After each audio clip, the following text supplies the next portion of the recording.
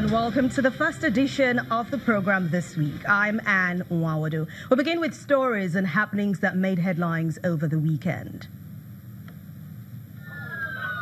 The death toll from the twin suicide bomb attack in southern Somali city of Baidoa has risen to 20 people. The general manager of Baidoa City Hospital, Abdi Fattah Hashe, told reporters that they had received 20 dead bodies and treated 40 other people with injuries. Police officers say the two suspected suicide bombers blew themselves up in two restaurants.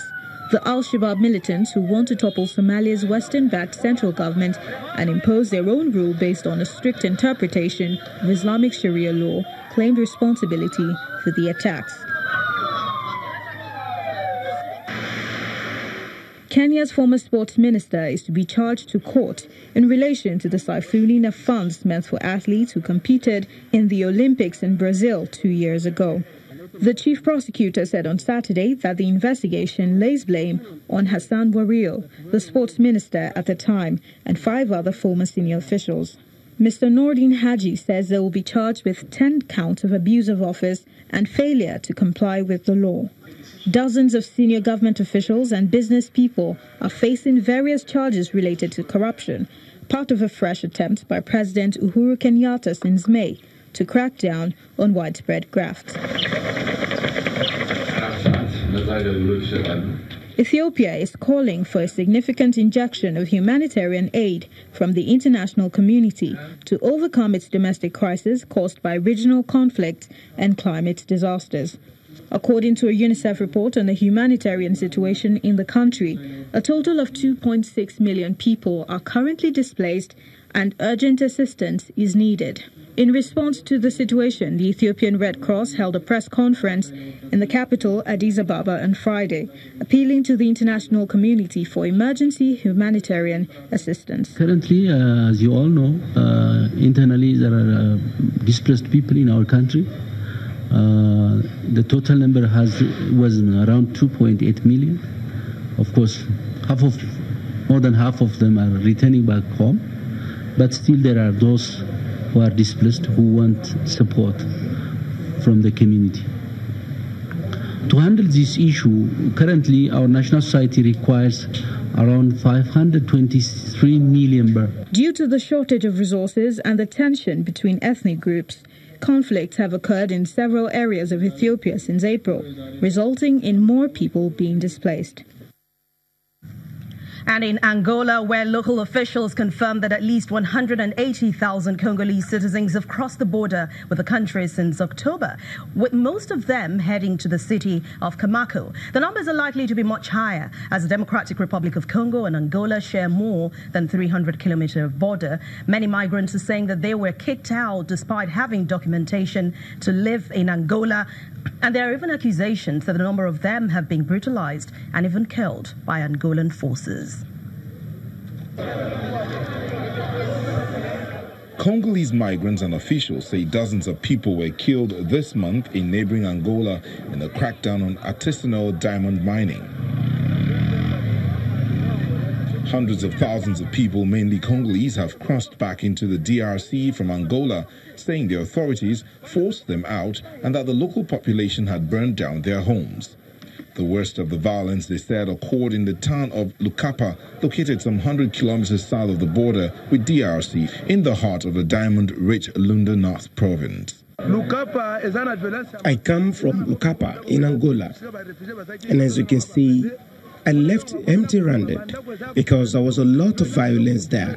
Soldiers and people from Lukapa chased us like you would not imagine. The Angolan police took everything we owned, so Lukapa has been empty. Thousands of people made their way on foot and in trucks along the Red Dirt Road to Shikapa, the provincial capital of Kasai, located some 50 kilometers to the north. Many carried household belongings on their head, including plastic chairs, mattresses, and even ovens. Some said they also had diamonds in their possession. The president of Angola ordered us to leave the country.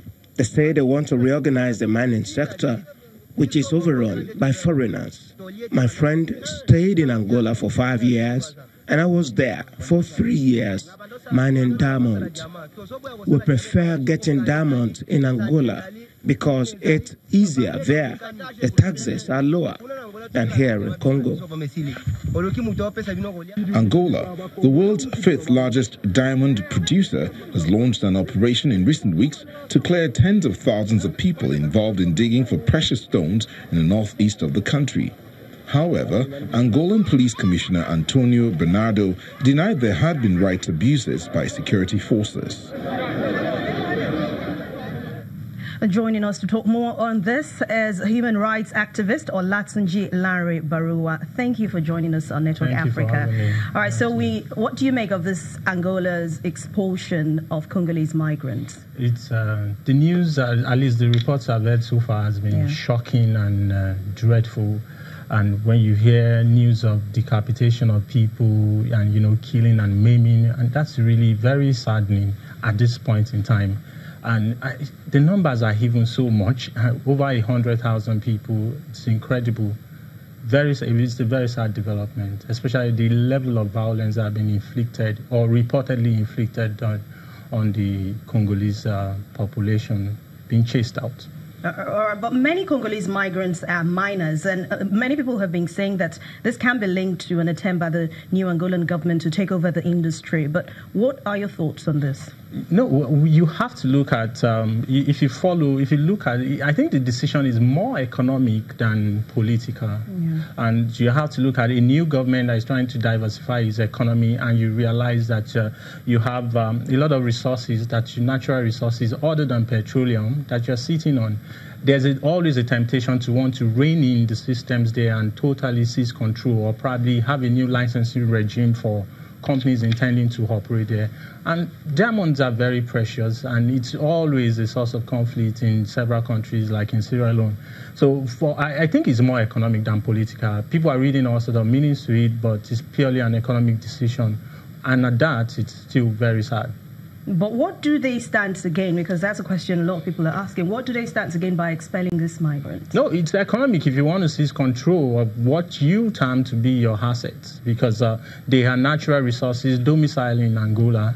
And most of the people that have been expelled from the region are Congolese. Almost 200,000 people, that is not a small number. If 200,000 people swarming on Lagos right now, you will feel, you are going to feel the pressure on the population, on every system that we have in place. So it's an economic decision. It is not, the manner in which it has been executed is not a very good one. And there could have been reconciliation, there could have been collaboration, engagement with that population, because most of them are claiming to have legal documentation to stay in Angola. So you need to engage these people, and these guys are artisanal miners in that region. So it means that this trading, these systems have been going on for a long time, and most of them claim to also be paying taxes or some form of levies on whatever they are mining from that region. So when you look at this, it's a resource issue. Is a contention for the control of that region. All right, but is there anything that the African Union can do to end this? No, definitely. It boils down to, it's the decision the African Union really have to step into. When we are talking about free continental trade agreement, we want a free movement of people across different countries, in the African continent. And you have Nigerian traders have been expelled from Ghana, and you have the Great Lakes region. That's where, Angola, DRC, and all of them are neighbors. This is a region you feel like these people have cultural, affiliation. And if you're expelling people, it's going to cause a lot of tension. Sure. And it's what it portends for the future of Africa is a lot of problems, especially that borders on integration and cohabitation across the continent. Thank you very much. I guess someday, we'll have to talk about the Ghanaian-Nigerian drama. Right, okay. All right. Thank you very much. Human rights activist Olatunji Larry Barua.